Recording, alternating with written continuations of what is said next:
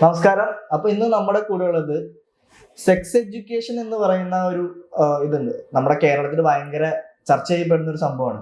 അത് വേറെ ഒരു തലത്തില് ജനങ്ങൾക്ക് പറഞ്ഞ് മനസ്സിലാക്കി കൊടുക്കുന്ന, അല്ലെങ്കിൽ അത് വേറൊരു രീതിയിൽ നമ്മളെ മനസ്സിലാക്കി തരുന്ന ഒരു വ്യക്തിയാണ് നമ്മുടെ കൂടെ ഉള്ളത്.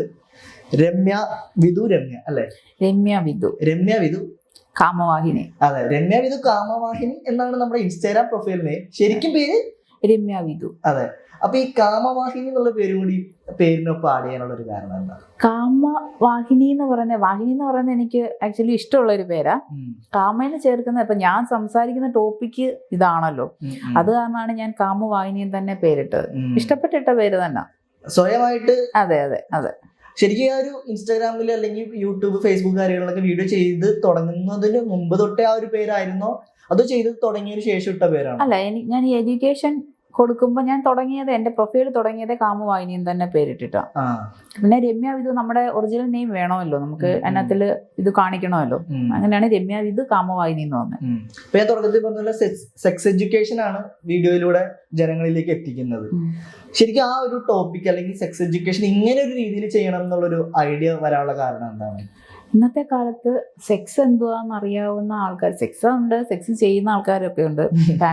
ഭാര്യ ഭർത്താവ് ചെയ്യും, കാമുകിയെ ചെയ്യും, എല്ലാവരും അങ്ങോട്ടും ഇങ്ങോട്ടും ചെയ്യും. പക്ഷെ ഇതെന്താണെന്നും എങ്ങനെയാണ് അതിൻ്റെ നെറുകെ തൊട്ടുള്ള കാര്യങ്ങൾ അറിയാവുന്ന ആൾക്കാർ ചുരുക്കമാണ്.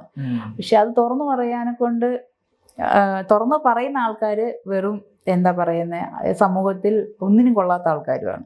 അപ്പൊ ഞാൻ വിചാരിച്ചു ആൾക്കാർക്ക് അറിവ് കൊടുക്കുക. ഇപ്പം ചില ആൾക്കാർ ചോദിക്കും ഇതാണോ നിന്റെ അറിവെന്ന് ചോദിക്കും. പക്ഷെ ഇതും ഒരു അറിവാണ്.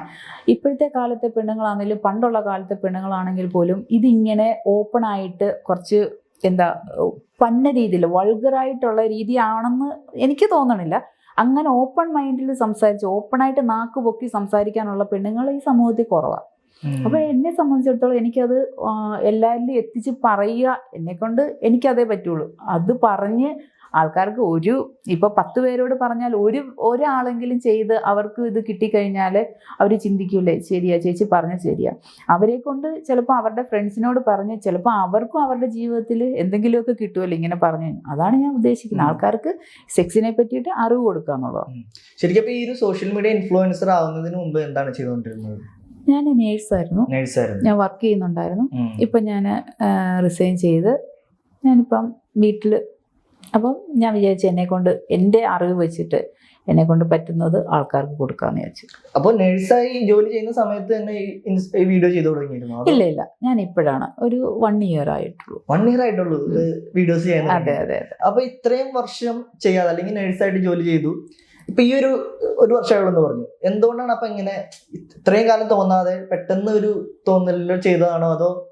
അല്ല, ഞാൻ ഒരുപാട് ബുക്കുകളൊക്കെ വായിച്ചിട്ടാണെങ്കിലും ഒരുപാട് ഇപ്പോഴത്തെ കാലത്ത് എല്ലാം പീഡനവും കാര്യങ്ങളും, നമ്മൾ TV വാർത്ത വെച്ചാലും എന്താ പറയുന്നത്, പീഡനം.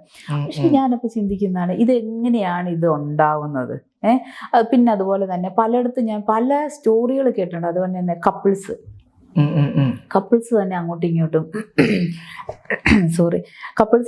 ഇങ്ങോട്ടും അവരവരുടെ ഇപ്പം ഒരാളുടെ ഭാര്യ അവരുടെ ഫ്രണ്ട്സ് ആണെങ്കിൽ പോലും അത് തന്നെ.